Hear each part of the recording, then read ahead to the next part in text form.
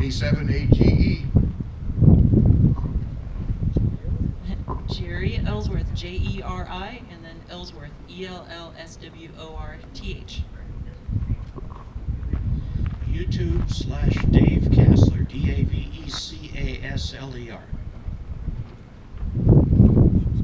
Okay, another question.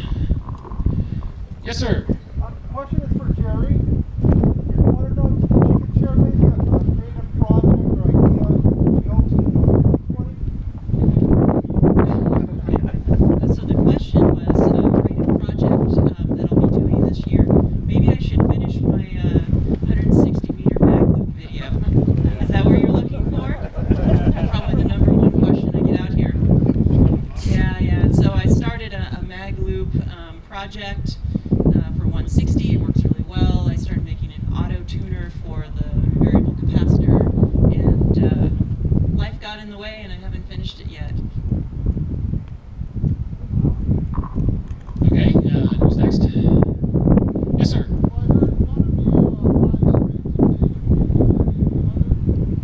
The question is that he heard Dave talking about live streaming, and he wants to know if any of us do as well. Sometimes I do, when I have internet bandwidth. At a house, I did it once a month at least. Now with the RV, it's really dependent upon where I'm at and if I have internet access. Bob, you?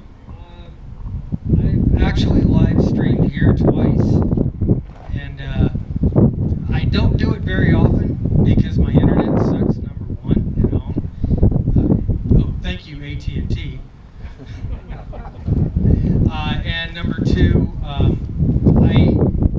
I tend to stop in the middle of a sentence and think about what I'm talking about, and that doesn't come over on video.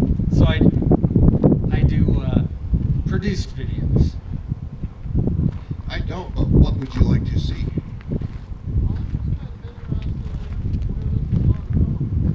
That's a good question. We just keep, plodding along, I think. Things that we get a lot of, interaction with, we kind of keep going in that direction, I would say. I used to live stream 24 hours a day, 7 days a week from my hardware lab, which was really interesting. We set up the TriCaster so that it could switch between multiple cameras. I had a pan and tilt zoom camera so you could zoom around. I had downward facing cameras that looked at my soldering station, and one facing my oscilloscope, and even my pet fish in there where the internet could come in through an IRC channel and feed it. That was super fun. We used to have somewhere around 100 people just kind of idling in there 24 hours a day, and the IRC channel had speech synthesis set up on it, so each person that was in there had their own unique voice that they could set up. And so people used to gather and just chatter back and forth with each other about their own projects that they were doing. It was really interesting. I would be working on professional projects, and sometimes I'd have to isolate that from what was being streamed out. Other times I was working on projects, and I'd be like, gosh, I don't know what the pinout for this particular chip is, and I just imagined like 100 fingers just like shh, and then pretty soon the speech synthesis would pop up and like pin 16 is ground.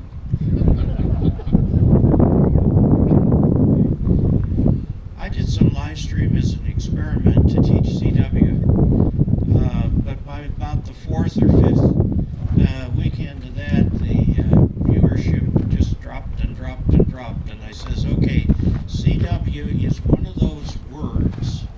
There are a few words in the English language that when you hear them, you feel a pang of guilt. Okay? And hams, when they hear the word CW, feel guilty. And so they'll try 2 or 3 sessions of it and then decide that it's not guilty enough to pursue it. So I changed it to Q&A. I forgot to mention one of the things I really encourage also is comments on the video. I want my channel to be a safe place for everybody to go. So if there's a comment up there that's like, any ham ought to know this, well, that comment gets deleted. I want everybody to feel that they can ask any question. And there's a reason for that. I'll tell you the story. When I first became a ham, I wanted to know how long the coax should be. and somebody said it needs to be long enough to reach the antenna. And I thought they were pulling my leg. And I go, really, how long should a piece of coax be? Well, I finally figured out the actual answer is long enough to reach the antenna. But I couldn't find anybody who would give me a straight answer. It was always with that wink or a nod or a sneer or a good grief, you're a novice. I said, yeah, I know I'm a novice. That's what it says on my license. But so I try to treat every question I get as a sincere question, even if it sounds a little weird. I've had some people come at me with some really sarcastic stuff, and I try to answer it straight. And several people have said, oh, thank you. Oh, I love your channel, you know. So that's what I try to do with live streaming. Yes, sir, over here. Oh, you were just waving at somebody. Okay. Go ahead, AC. K7AGE gave me an interesting little bit of information earlier today, and I'd like for him to share it how it came about and what it amounted to, and he's going to finish the story. I sold a ham in the UK piece of equipment, and now he'll tell you the rest of it. Yes, he wants me to tell you a story here about what happened yesterday. Over there past that tri-bender there on the push-up masts, and I was back in my trailer, and I heard AC come into the campsite, our group of about 9 of us. So I grabbed my camera, turned it on, and ran out the door and poked it in his face and recorded several of his stories for about 8-9 minutes. And I was able, with my magic bandwidth, actually to get that posted just about 24 hours ago. It has, I haven't checked recently, but probably 1,000 views. And you're famous, AC. So one of them in there is from a fellow over in the UK, and he said he bought a automatic antenna tuner from AC, and he took care of the shipping of it to England. And, he was just more than helpful and just a great guy, and he wanted me to pass that along and say hi to him at Quartzfest. So I passed the story along to AC earlier this morning. And there's been a bunch of other great comments on there. One is this is why I got into ham radio. Thank you for sharing that. It's amazing how small the world is made through ham radio. Also, when he smelled the brats on the barbecue, he sat down. I did. Yes, sir, Neil.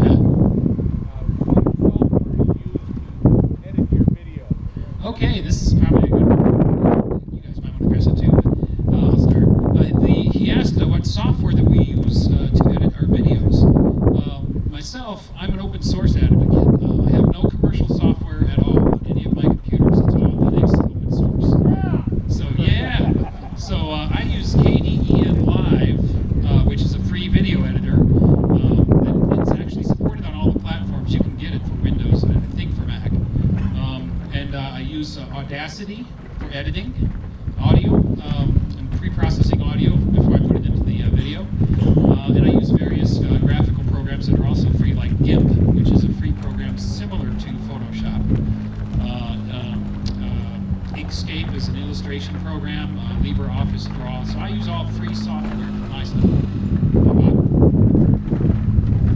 I'm a Final Cut Pro user. I kind of got into that after what is it, the free Apple one, and iMovie. Yeah, I needed to do some more stuff, things that iMovie just didn't do. So I made the investment and started the steep learning curve. And just FYI, how Dave's is a very safe space to go, mine is completely opposite. Started off with Movie Maker because it just kind of popped up and it was free. I worked my whole life in the broadcast world, in television manufacturing equipment, so I was kind of familiar with a lot of things. So I started getting the Sony Vegas consumer level software, and when I was reading the book, I kept seeing things like the oscilloscopes, and proc amp controls, and all that stuff that I was familiar with from work.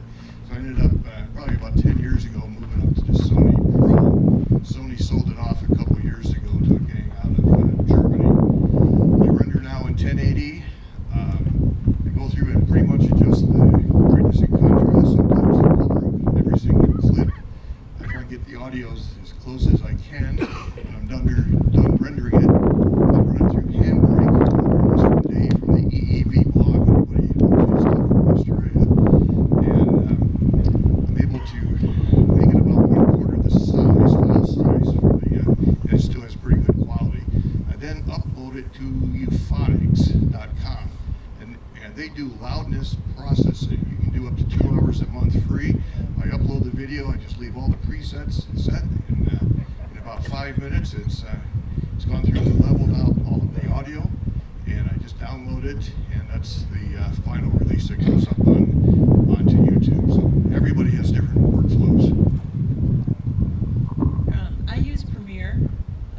In recent years, I've gotten tired of editing, so I've been trying to make most of my videos a no edit or very little edit. So I try to do it all in one shot in under 5 minutes, and then just add an intro title screen to it. And I don't always, I can't always pull that off depending on the footage. But yeah, it's fun. It's a unique challenge trying to do something super complicated like a tech video, one shot, no edits. I use lots of crayons and regular sheets of paper to show my diagrams. I use CyberLink Power Director.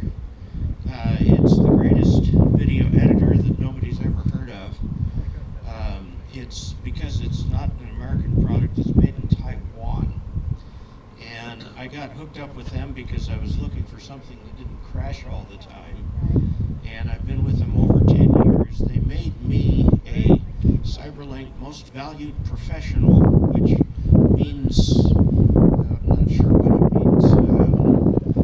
It means I get free software every year. So it's very, very capable. It'll do essentially anything that the big boys will do. It's still billed as a consumer editor, but there hasn't ever been anything that I wanted to do with it that I couldn't, and that includes all the color management. I also use Audacity for audio editing, and I do all my compression and leveling before I put the audio into the clip. I always, well, not today, I almost always record the audio separately so that I can have some control over it. And it's all highly personal. It's like picking an HF radio. It's highly personal.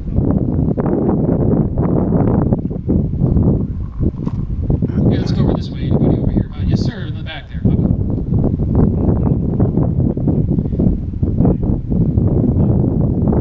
How do the policies of YouTube affect your content or our content? Well, which policies? There's so many.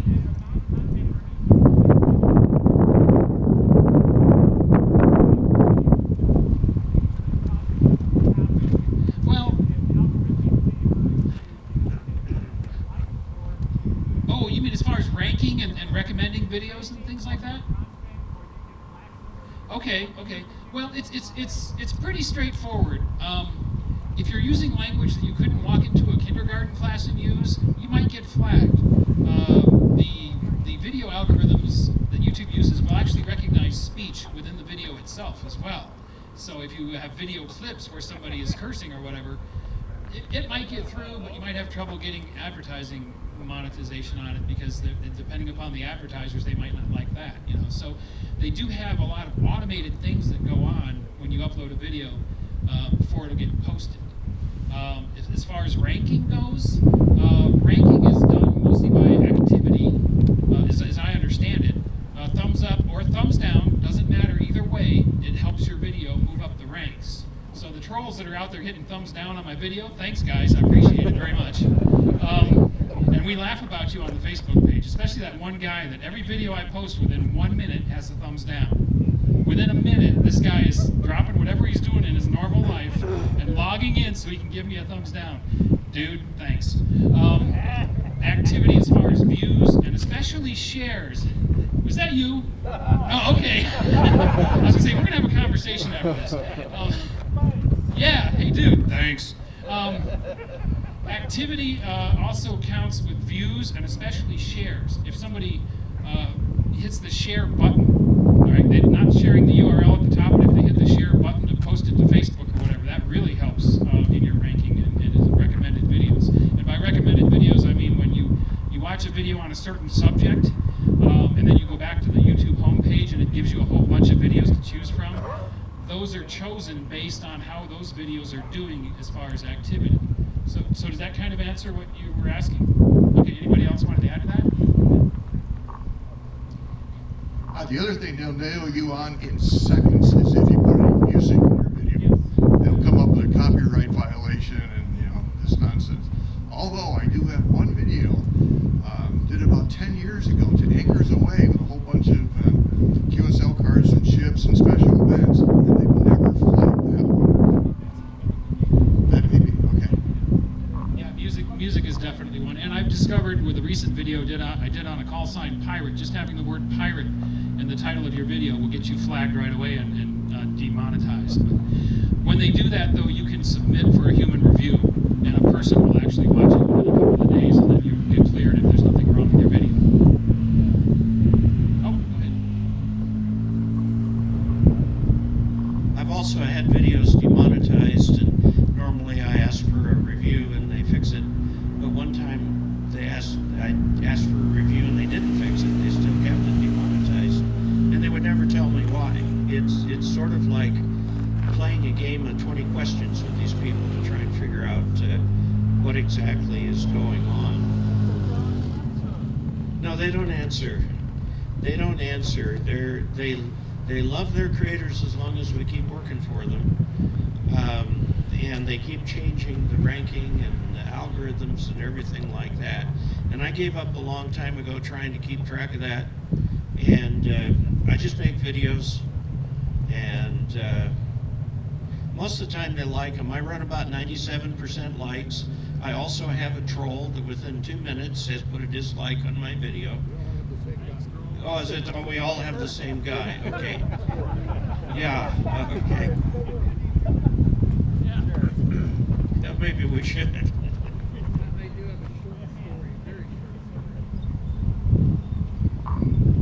I just want to thank Jerry for demonetizing me this morning. Okay, I don't know what that's about. Okay, you sir, over there. Yeah, do you guys have any comments? I'm a assistant DEC in California. Last year, my nets went crazy because everybody that checked in said California was kicking amateur radio out of the state. And that was on account of somebody putting up a YouTube video about there turned out to be one repeater. And the question? Well, the question is, it drove me crazy. Does anybody fact check stuff before they put it up? Okay, Bob. I'll take it. You have a response on that? Yeah. The question was, he's a VEC. He got a lot of questions and everything about the video that I put up last year. It was a rant video. It was, it was me. It's typical me. Never expected it to do what it did and go viral, but it did. But as a result of that video and the thousands and thousands of complaints that the state of California got as a result of it, the state of California actually changed their official policy on this whole deal and reversed everything that they had done, especially after they figured out that what they had done was illegal and the gal had committed a misdemeanor. But it's, you know what?